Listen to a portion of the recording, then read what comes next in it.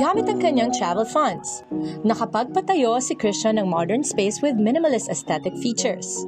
Inspired ito ng sleek European tiny accommodation. Small but terrible nga raw ito.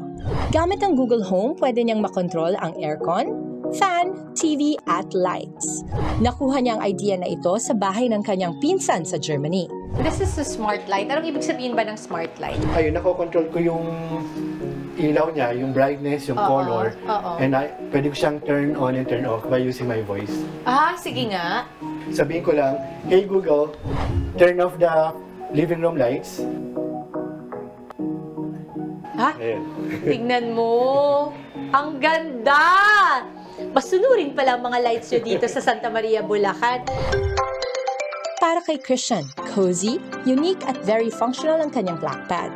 Sa dining area, merong bar-type table na nagbibigay ng contemporary look and at the same time space saver. Ganon din sa kitchen. Dominant ang black color dahil sa mga typical kitchen appliances. We are here by the kitchen. I love the design.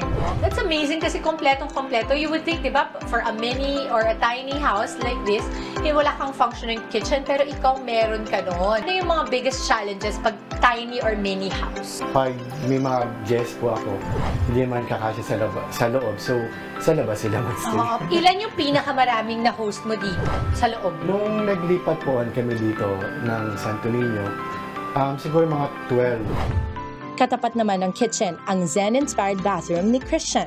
Sa negotiable ko, nung pagpapagawa ng tiny house is maluwag na CR. Ayoko kasi nga nung para kang yung nasusuffocate sa loob, yung super kulob. Gusto ko kahit paano, spacious siya. Meron siyang bukod na bathroom, then may bukod din siya na bowl. Very minimalist din ang bedroom ni Christian. Meron lang itong isang bed, side table, cabinet at nightlight. Amazed na amazed ako kasi iniisip ko pagpasok ng room, single bed. Hindi double to.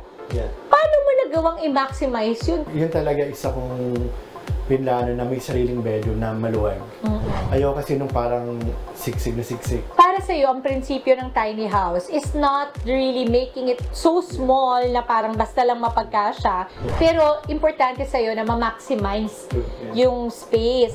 Sa mga nais magtayo ng sarili nilang container van-inspired home, para kay Christian, planning is key. What are your tips for yung mga kababayan or mga kapatid natin na gustong mag-build ng kanilang tiny house?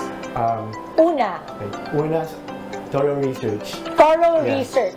Okay. So, ako kasi nung ginawa ko to, ang dahil ko mga printouts, then mga notes na talagang pinag-aaralan ko na dapat nito, ganyan. Kasi hindi pag nagawa na yan, mahirap na mag-uwi. Number 2, budget. Dapat may allotted allowance ka doon sa budget. Kasi hindi naman, it doesn't mean na kapag ganito yung budget mo, ito na yung mauubos mo eh. So may mga ibang kailangan ka pang gastos eh. Third, naman yung maintenance niya. So ako kasi more on prevention ako eh.